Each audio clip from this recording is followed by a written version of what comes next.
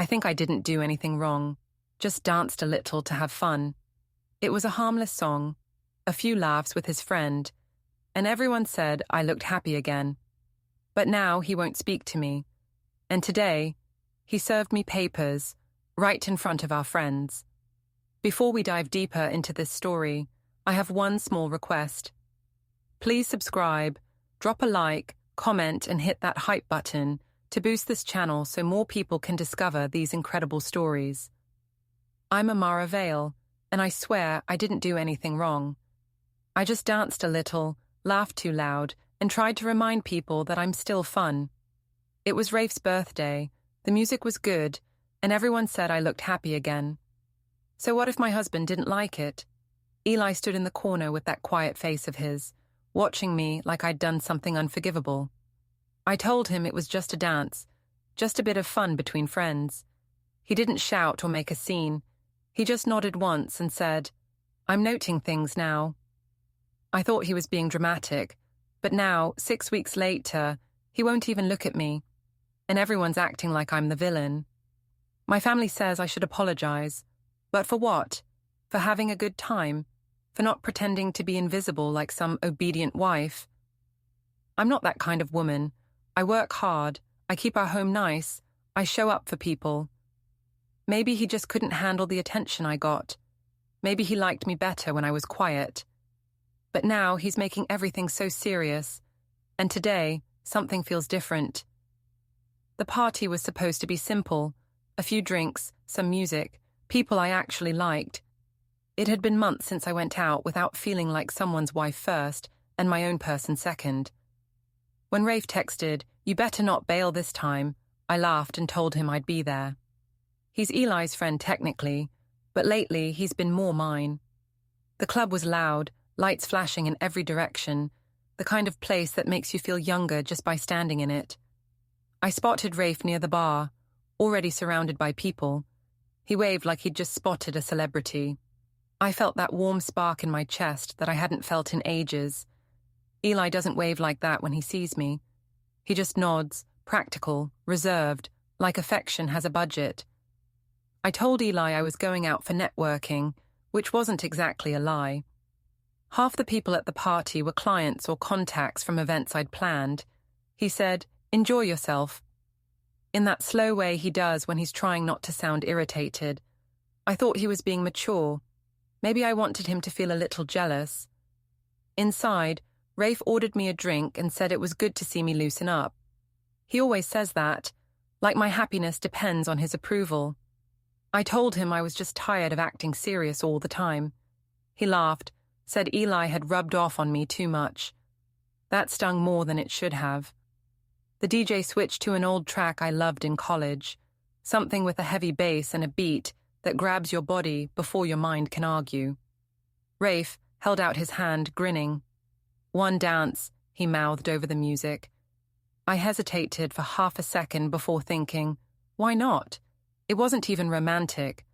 I just moved, laughed, let myself exist for once without thinking about laundry or bills. The crowd cheered when he spun me. Someone shouted our names, phones went up, flashes blinked. I knew Eli wouldn't like it, but in that moment, I didn't care. I wanted to feel alive, not married. Then I saw him. Eli stood by the bar, still as a photograph, holding a glass that looked untouched. No expression, no raised voice, just that quiet stare he gets when he's processing. I froze mid-laugh. Rafe leaned close and asked if something was wrong. I forced another smile, said I just needed air, and walked off the floor. When I reached him, Eli didn't move. He said, "You look like you're having fun." I said, "It's a party, Eli, that's the point." He nodded once and finished his drink. "Don't let me stop you." He left without another word. Everyone kept dancing, pretending not to notice. I stood there, feeling stupid and small and angry all at once. I told myself he was being dramatic. Every couple has moments like this. Besides, it was Rafe's birthday, not a crime scene. When I got home later, the house was dark. Eli was sitting on the couch, laptop open, the glow lighting his face like some quiet judgment. I said, "You could have stayed and had fun." He said, "I did. Watching was enough." I rolled my eyes and went to change. He didn't look up. When I came back, he'd placed 2 mugs on the counter, his empty, mine half full from that morning. They looked like 2 strangers who forgot they were supposed to touch. "You know," I said, leaning on the counter, "you could just admit you're jealous." He said, "I'm not jealous." I said, "Then what's with the attitude?" He said, "I'm noting things." I laughed. "What's that supposed to mean?" He closed the laptop, stood up and said, "It means I pay attention." Then he walked to the guest room and shut the door. The click of that door felt louder than any fight we'd ever had. In the morning, he was already gone. His side of the bed smooth, the smell of coffee still in the air. On the counter sat his mug again, clean, rinsed, upside down, like he always leaves it. Mine was still where I'd set it last night. When I looked at his phone later, I saw a small calendar alert flash before the screen went dark. Downtown 9:45. I almost laughed. Probably work. Eli never tells me what he's doing unless I ask directly, and even then, he answers in half sentences. He likes control. That's what makes him good at his job and impossible at home. I texted him around noon. "We good?" He replied 2 hours later. "We're fine. Hope your head doesn't hurt." It felt like a warning, but I ignored it. That afternoon, I met my sister Leonie for lunch. She'd seen the video already, of course she had. It was everywhere. Someone had posted it with the caption, "Wife of the Year with her husband's best man." It wasn't even accurate. Rafe wasn't best man, just best friend, but the internet doesn't care about details. Leonie stirred her drink slowly, watching me. "You really think that was smart?" she asked. I said, "It was a joke." She said, "It didn't look like a joke." I said, "You sound like him." She sighed. "He's hurt, Amara. People can tell." I said, "People can tell what they want. I can't keep living to protect a man's ego." She shook her head. "Ego isn't the issue. Respect is." I hated that line. It sounded rehearsed, something she and Eli had talked about privately. I told her she didn't know what it's like being married to someone who makes silence feel like punishment. She said maybe I should try listening to what the silence is saying.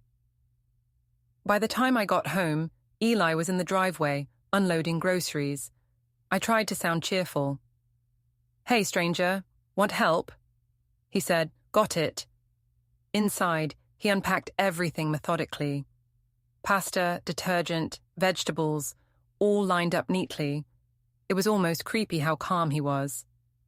"You didn't get my favorite coffee," I said lightly. He said, "You didn't ask."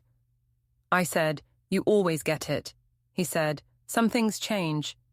I snapped, "Are you seriously still mad about a dance?" He said, "Mad is loud. I'm quiet." That shut me up for a second. I watched him check something on his phone, the same calendar app, the same alert time. "What's downtown?" I asked. "Errands," he said. Then he smiled, a small, polite one that didn't reach his eyes, and walked away. That night I couldn't sleep. I scrolled through my feed, the video still trending among mutual friends. The comments were split. Some people called it cute. Others called it humiliating. One said, "You can see the husband's face in the background. Brutal." I wanted to reply that it was harmless, that we were fine, but even typing the words felt like lying. Around midnight, I heard something faint from the guest room. A soft beep, like a phone unlocking, then the hum of a printer. It went on for a while, pages feeding through one by one. When I peeked in, the room light was off, but I could see the faint glow of his screen. He was sitting there, headphones on, focused. The printer spit out one last page, then stopped. He gathered the papers, stacked them neatly, and slid them into a drawer. When he closed it, I heard the click of a lock.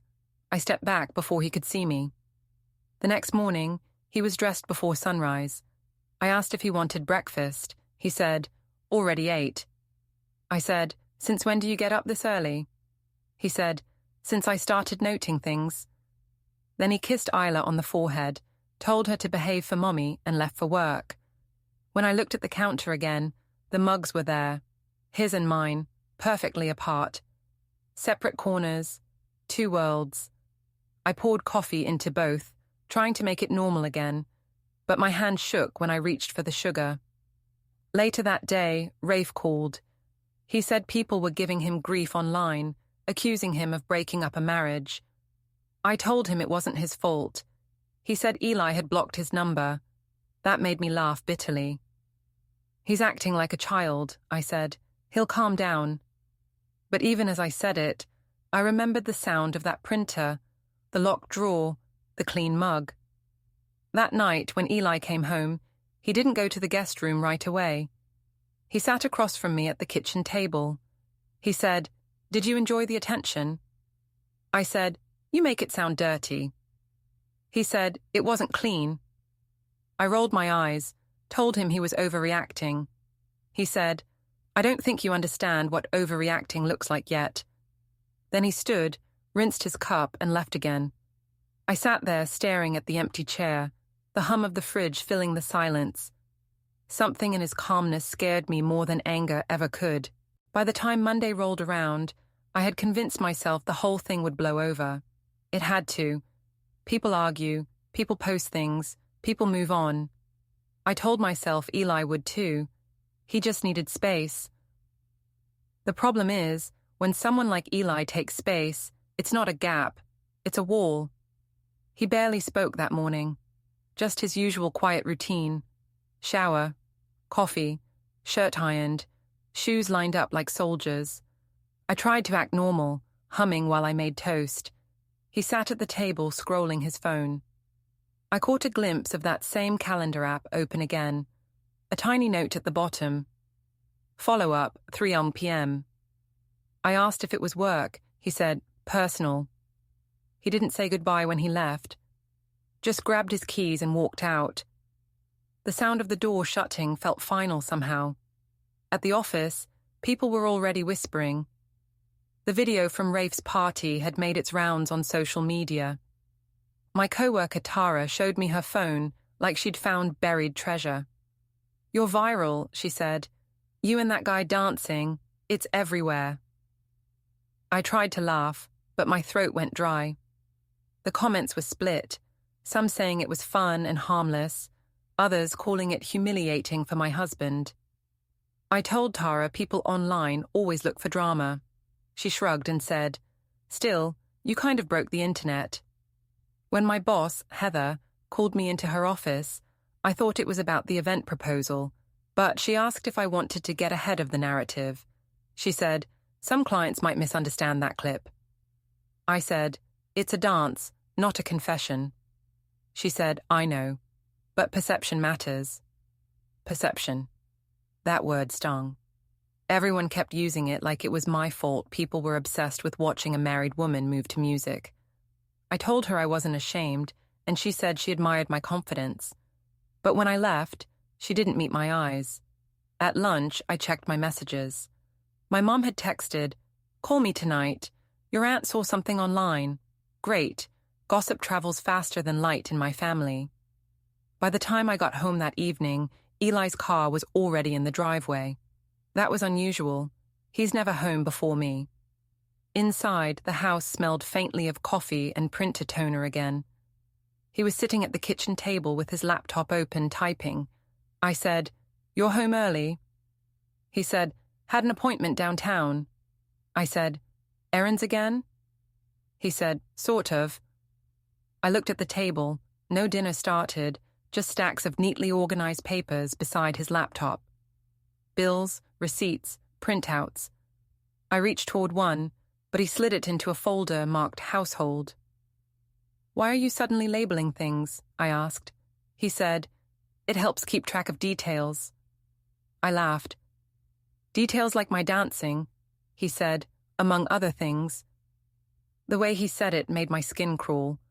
Calm, measured, like he wasn't angry, just prepared. I told him he was acting paranoid, and he said, "You call everything that makes you uncomfortable paranoia." I went upstairs, furious.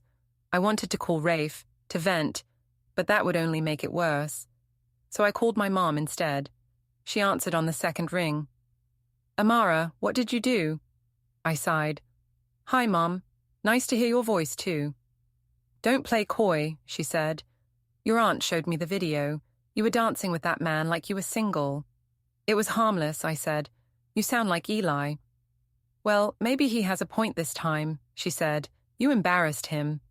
That word, embarrassed, hit harder than I wanted to admit. "So I'm supposed to live small just to protect his pride?" I said. "You're supposed to respect your marriage," she snapped. "Even I know that." We didn't talk long after that. When I hung up, I threw my phone on the bed and screamed into a pillow. Downstairs, I heard Eli open the fridge, the faint clink of mugs again. 2 mugs on opposite sides of the counter, one spotless, one half full. I stared at them, realizing how even our dishes had started keeping distance. He didn't say a word that night, not even good night. The silence sat heavy in every room. The next morning, I found a small sticky note on the fridge. "Bring forms." His handwriting, small, precise. I assumed it was something work-related, maybe another one of his endless systems. That afternoon, while scrolling at my desk, I got tagged in a post. Someone had uploaded the clip from the party again, slowed down, zoomed in on Eli's face in the background. The caption read, "When the husband sees too much." I felt my stomach drop. The comment section was brutal. People were laughing, calling me names, saying things like, "She doesn't respect her man." One even wrote, "You can see the moment he decides to leave her." I shut my laptop, feeling heat rush up my neck. How had it become everyone's business? I texted Eli, "Ignore the post. People are exaggerating." He didn't respond. Hours later, he called. Not to talk about it, but to ask, "Did you pay the power bill?" I said, "Of course." He said, "I didn't see the receipt." I said, "Why are you keeping track of receipts now?" He said, "Because it matters who's paying for what." I didn't understand what that meant, not yet. That night, we had dinner with his mother and sister. Margaret always hosts these stiff little meals that feel like job interviews. The table was set perfectly, the napkins folded into tiny triangles. Leonie was already there, waiting with that look, the one that says she knows more than she should. Dinner started polite enough, but halfway through, Leonie said casually, "So, Amara, how's the internet treating you?" I froze. Margaret set her fork down. I said, "It's fine. People have short memories." Leonie said, "I wouldn't count on that. Screenshots last forever." Eli didn't say a word, just kept cutting his chicken into even pieces. Margaret sighed. "He's been quiet since that video. I can't say I blame him." "Wow," I said, forcing a smile. "Nice family support system you've got here." Leonie leaned forward. "Maybe if you acted like family, you'd have it." I turned to Eli. "Are you really going to let them talk to me like that?" He wiped his mouth with a napkin and said, "They're not saying anything untrue." It felt like the floor dropped out from under me. I said, "So you're just going to sit there and watch them humiliate me?" He looked up finally. "Humiliation's a matter of perspective." Margaret stood then, quietly clearing her plate. "Maybe we should all take a breath," she said softly. "This isn't helping." But I was too angry to stop. "You're all acting like I'm some kind of criminal for dancing. You think you're saints? At least I'm honest about who I am." Leonie muttered, "Honesty isn't the issue. Boundaries are." That ended dinner. In the car, I expected Eli to apologize for not defending me. He didn't. He just drove in silence. When we got home, I snapped, "You enjoyed that, didn't you? Watching them gang up on me." He said, "You embarrassed yourself. I just let them see what I already knew." That line hit hard. I threw my purse on the couch. "You love this, don't you? Being the victim." He shook his head. "You keep mistaking silence for surrender." Then he went upstairs. Later, I found him sitting in the guest room again, laptop open, typing something slowly and carefully. I stood in the doorway and said, "If you're writing some kind of journal about me, that's insane." He said, "It's not a journal, it's a record." I said, "You sound ridiculous." He said, "We'll see." I went back to our room, slammed the door, and cried out of sheer frustration. He wasn't fighting, he wasn't forgiving, he was preparing, and I couldn't figure out what for. The next morning he was already gone again. On the kitchen counter sat a folded note. "Don't forget to submit invoices." My own handwriting, but underneath it, he'd added a line. "Check your reflection before you post." That felt like a threat disguised as advice. At work, I tried to bury myself in planning an upcoming event. But every time my phone buzzed, my stomach twisted. By lunch, there were more posts. People speculating, strangers analyzing our marriage like it was reality TV. Rafe texted, "You okay?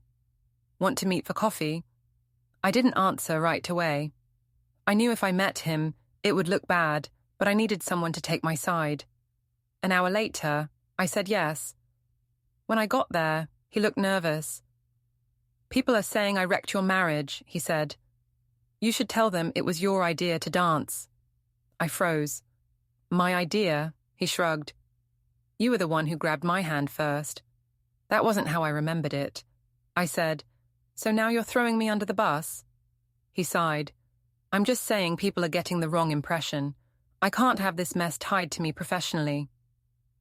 "Professionally," I said. "It was a dance, not an affair." He leaned back.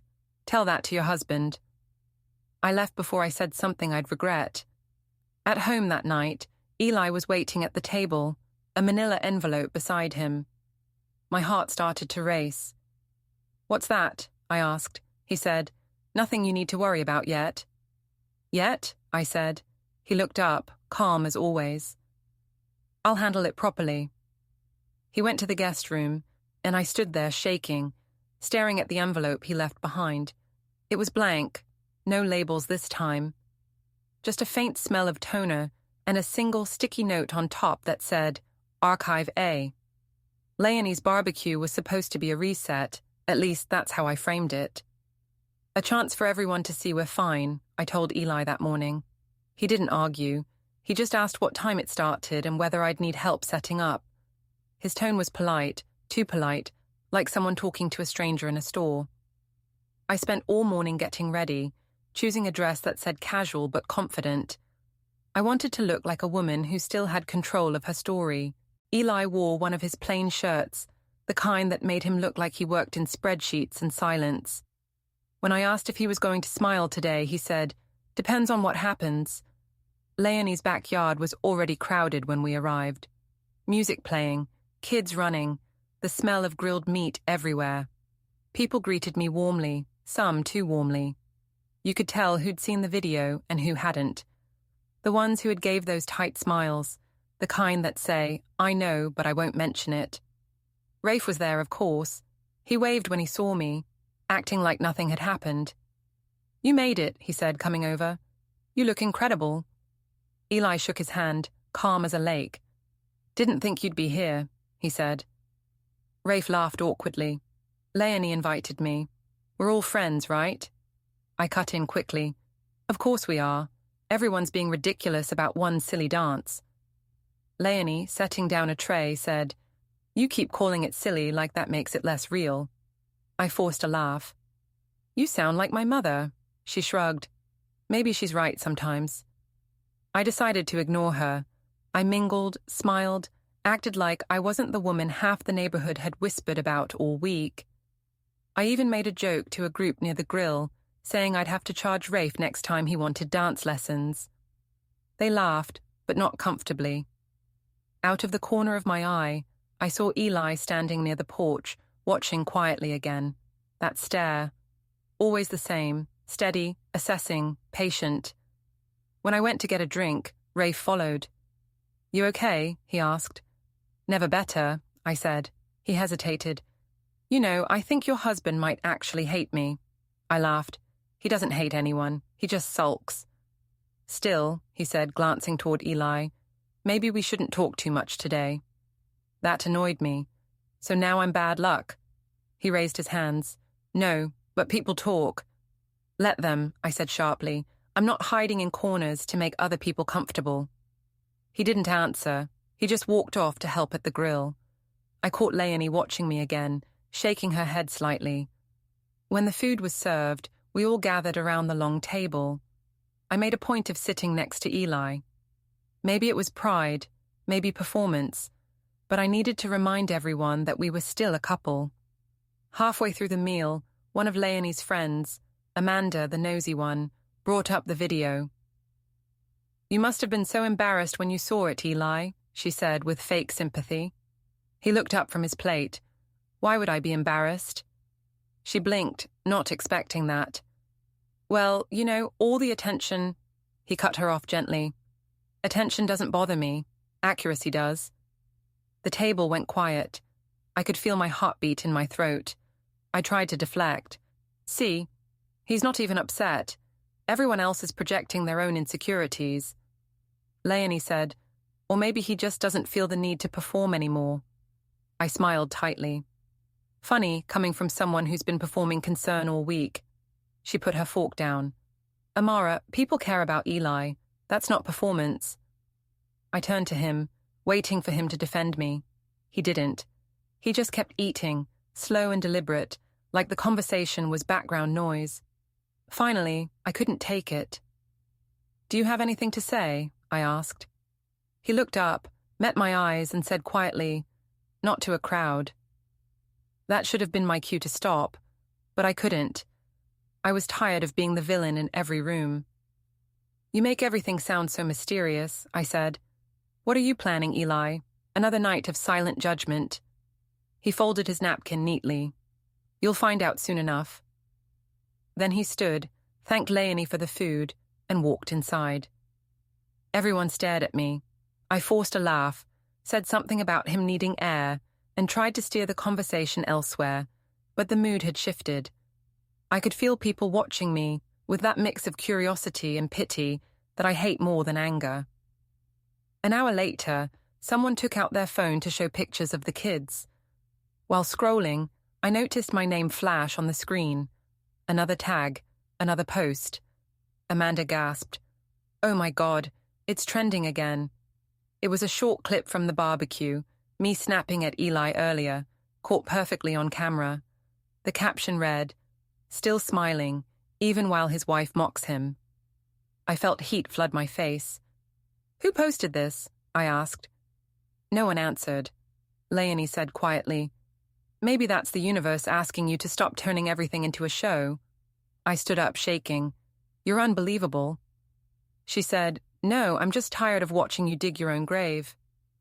That was it. I grabbed my bag and left, ignoring Eli's car parked down the street. I walked the whole way home, the echo of my heels hitting pavement like a countdown. When I opened the door, the house was dark again. The same faint smell of toner lingered in the air. I flicked on the light. The desk in the guest room was perfectly arranged. Folders, a small labeled box, a new lock on the drawer. I tried the handle. It didn't budge. In the trash, I noticed tiny paper scraps, shredded documents. He'd started shredding things now. I wanted to scream.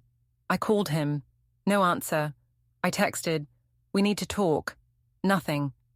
At midnight, the front door finally opened. He walked in, calm, collected, holding a paper bag. You left early, he said. I said, you humiliated me in front of everyone. He raised an eyebrow. How? By walking out like that, I snapped, by letting your sister attack me. She didn't attack you, he said. She described you. I threw my phone on the couch. You're twisting everything. You love this quiet punishment, don't you? He said, punishment implies you'll learn something.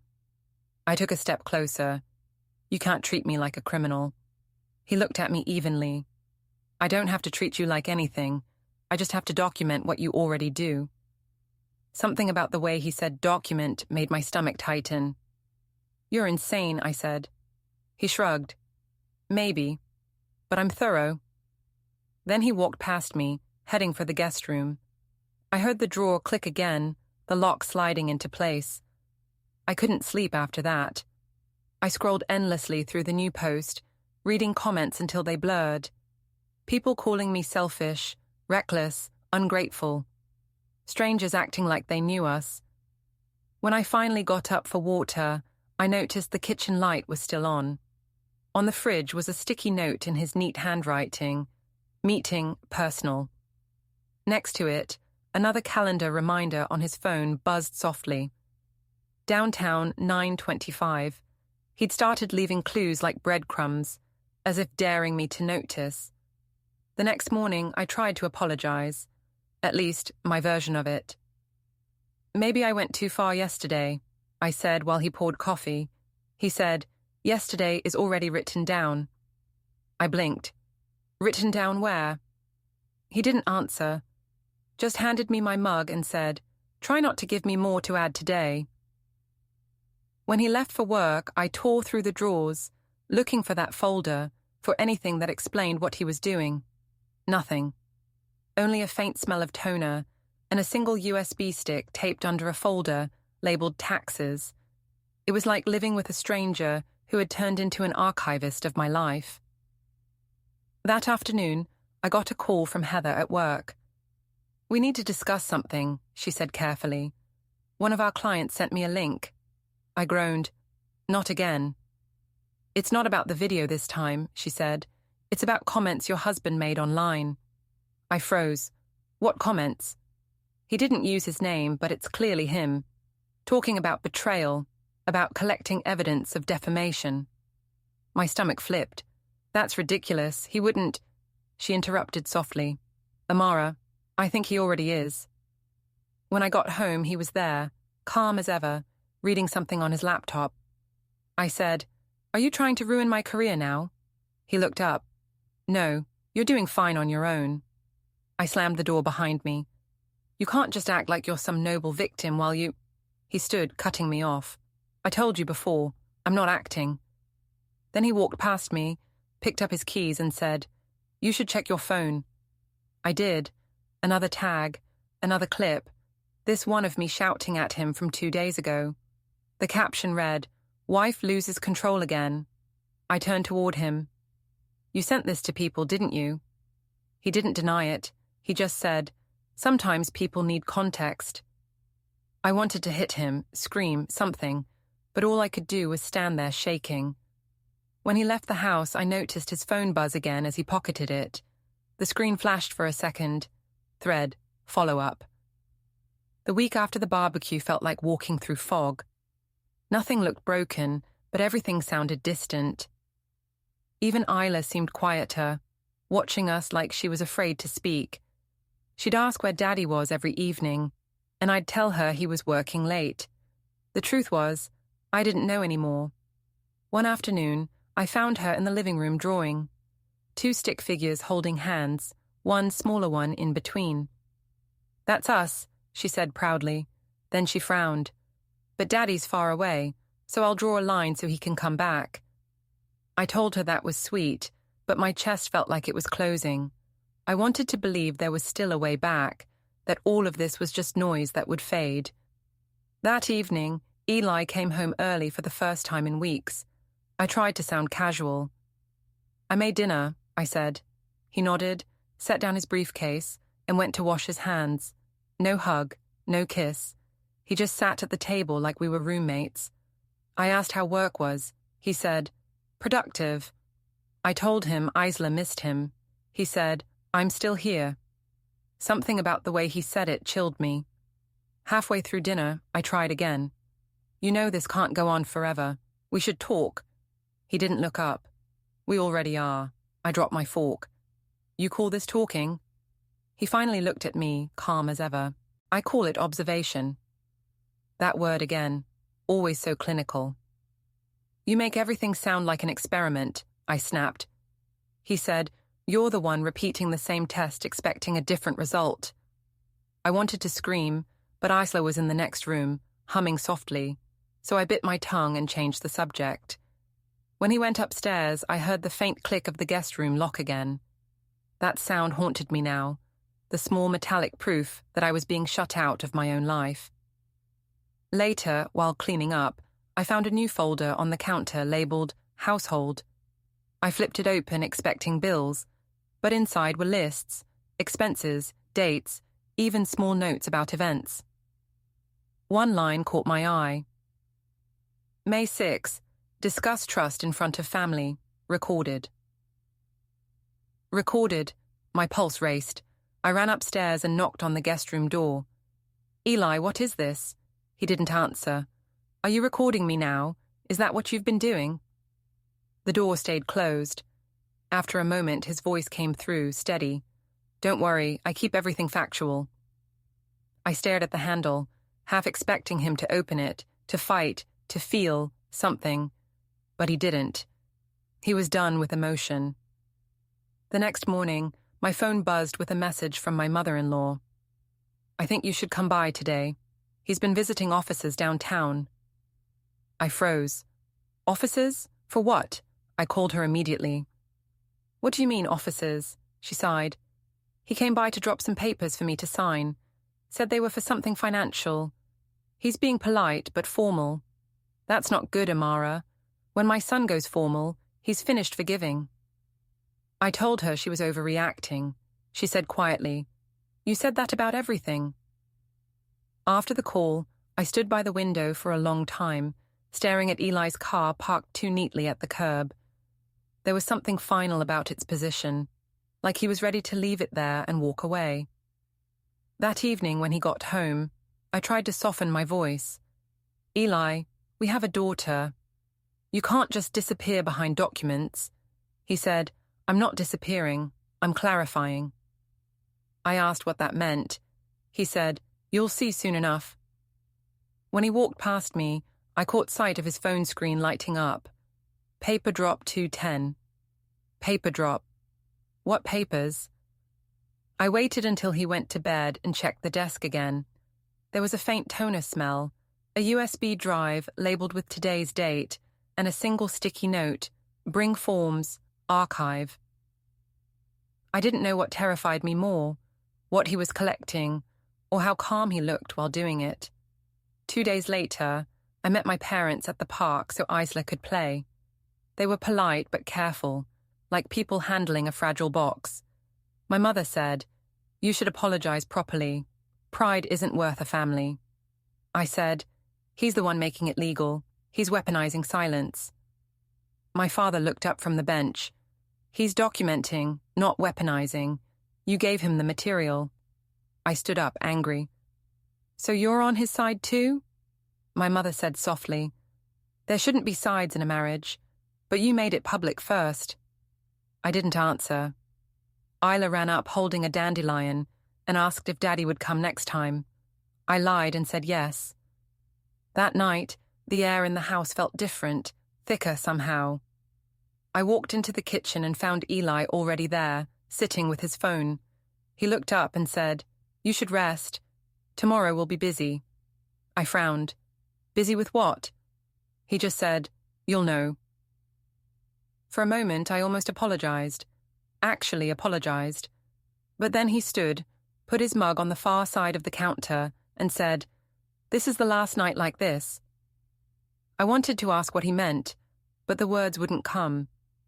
He went upstairs, leaving me alone with the low hum of the fridge and the blinking red light on the printer. I swear it flashed once like a heartbeat. I sat down at the table and stared at the note he'd left earlier that day. Household complete. The fundraiser at the community hall was supposed to be a chance to show I was in control again, that I could still charm a crowd. I dressed for effect, a sleek black dress, subtle shimmer, hair pulled back just enough to show my face. Confidence was everything. I told myself Eli couldn't stop me from shining. The room was packed, people milling around, chatting, laughing, glasses clinking.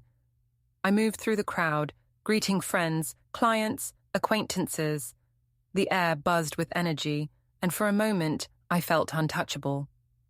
I laughed too loud at a joke, twirled in place when someone complimented my dress, and made a show of being radiant. Rafe appeared at my side, smiling. You're killing it, he said. They love you. I smiled, but something in his eyes was hesitant. Don't worry about him, I whispered, nodding toward Eli at the back of the room. He was standing quietly, arms crossed, observing, not glaring, not frowning, just calculating. I thought he'd step in at some point, defend me, make the room feel safe again. But he didn't. He stood like a statue, silent, composed, letting the whispers ripple across the hall. Every comment, every glance seemed magnified in my mind. I told myself he was overreacting, that people always overanalyze. He wasn't the villain here. I was the one being misread. But as I scanned the crowd, I realized that the people I wanted to impress weren't paying attention to me. They were paying attention to him. His calm, reserved presence made the room tense. I climbed onto the small stage to address the guests, laughing lightly as I introduced the charity raffle. "I'm so glad to see everyone here tonight," I said. "Let's make this a night to remember." Cameras clicked, phones flashed. People cheered. I caught Eli's eyes, still watching, still quiet. Then, for effect, I made a joke about being the wild card of the evening, mentioning Rafe in passing. The room laughed, some nervously, and I felt the rush of control. For the first time in weeks, I thought I had regained my narrative. After the speech, I moved down into the crowd, letting people compliment me, laughing at their jokes. Rafe followed, guiding conversations for me when I wanted to drift. I could feel Eli in the periphery, quietly cataloguing every interaction, every smile, every word. At one point, I overheard someone whisper, "She's really pushing it, isn't she?" The person glanced toward Eli. I knew they meant the tension between us. I smiled tightly. Let them talk, let them see me shine. Later, Rafe tugged me aside. "You know he's taking notes, right?" I rolled my eyes. "Notes about what? I'm not breaking any rules." He hesitated. "I'm just saying, he's serious. More serious than you realize." I laughed. "Please, I've been serious about life longer than he's been watching it." But even as I said it, a part of me felt a chill. I wanted him to speak, to yell, to fight for me publicly. I wanted some acknowledgement that he cared, that he was human. But Eli didn't need to shout. He didn't need to prove anything. He just waited. That evening, after the main events, the crowd began to thin. I wandered toward the dessert table, where Rafe was helping himself to chocolate. I leaned close and said, "See, everyone loves me. I'm untouchable." He nodded, but his eyes flicked toward Eli again. "Careful," he said. "You're stirring more than attention." I laughed it off, brushing his concern aside. "Don't be dramatic. I know what I'm doing." Meanwhile, Eli remained at the edge of the room, observing quietly. He didn't approach, he didn't scold, he didn't engage, and that was the part that scared me most. I realized I had no idea what he was planning, only that it was methodical, deliberate, and inescapable. After cleaning up, I returned home, expecting some confrontation. Instead, the house was calm. Too calm. The faint toner smell lingered in the guest room, a reminder of his silent work. 2 mugs sat on opposite sides of the counter, his pristine, mine half-finished. I felt a sudden pang of guilt, mixed with frustration. I decided to take a shower, hoping to wash off the tension of the night. When I came back, Eli was at the desk, laptop open, typing slowly. The screen glowed faintly in the dark room. I said, "Do you ever sleep?" He looked up briefly. "When necessary." I walked closer. "You're still recording things, aren't you?" He closed the laptop slowly, looking at me evenly. Documenting, not recording. I wanted to laugh, to dismiss him, but the calmness in his eyes held me back. He wasn't angry, just precise. I tried one last time to provoke him. "You're letting everyone else see me like this, embarrassed, humiliated, weak." He tilted his head. "I'm letting them see reality." I blinked. "Reality? You call this reality?" "Yes," he said simply. "Your choices, your actions, documented." The The words landed heavier than any shouting match ever could. That night, I stayed awake, thinking about every interaction, every comment, every laugh at my expense. He hadn't called me out publicly, he hadn't yelled, but the implication was clear. He was preparing for something I couldn't yet see. The following morning, I noticed a small sticky note on the fridge in his handwriting, paper drop 210. I asked him what it meant. He said, "A matter of timing." I didn't press further. When he left for work, I went to check his side of the guest room. The folders were neatly stacked, each labeled Archive A, Archive B, Household. A USB drive was taped under a folder labeled Taxes. I realized then that he wasn't just watching me. He was creating an organized record, building something tangible, something I couldn't argue with. That night, I tried to confront him. "Eli, this has gone too far. You're being ridiculous." He looked at me, calm and unwavering. "I'm being methodical." "Methodical?" I repeated, incredulous. "Over a dance? Over some comments?" "Over everything," he said. I wanted to yell, to cry, to throw something, but he remained unshaken. I realized then that my usual tricks, anger, guilt, charm, wouldn't work. For the first time, I felt small. He moved to the counter, rinsed his mug, and placed it carefully on the far side, as always. Then he said quietly, "Soon, we'll handle it properly." I wanted to ask what that meant. I wanted to protest, to argue, to insist he was overreacting. But I couldn't. The weight of his calm precision filled the room, pressing in on me. I left the kitchen, heart racing, stomach twisting. I had no idea what he was planning, only that it was deliberate, inevitable, and unstoppable. I tried to sleep, but I couldn't. I kept replaying the fundraiser, the crowd, the whispers, the way people looked at him, at me, at the tension between us. And in every memory, one thing became painfully clear. Eli wasn't going to fight emotionally. He was going to win methodically. That realization made me feel both terrified and powerless. The courthouse lobby was crowded, midday sunlight spilling across marble floors. Eli stood calm, flanked by a process server. I froze as the envelope was handed to me. Legal papers, financial claims, custody arrangements, all delivered publicly. Gasps echoed from bystanders. My parents tried to reach for me, but Eli's steady gaze held me in place. He said quietly, "Now it's documented.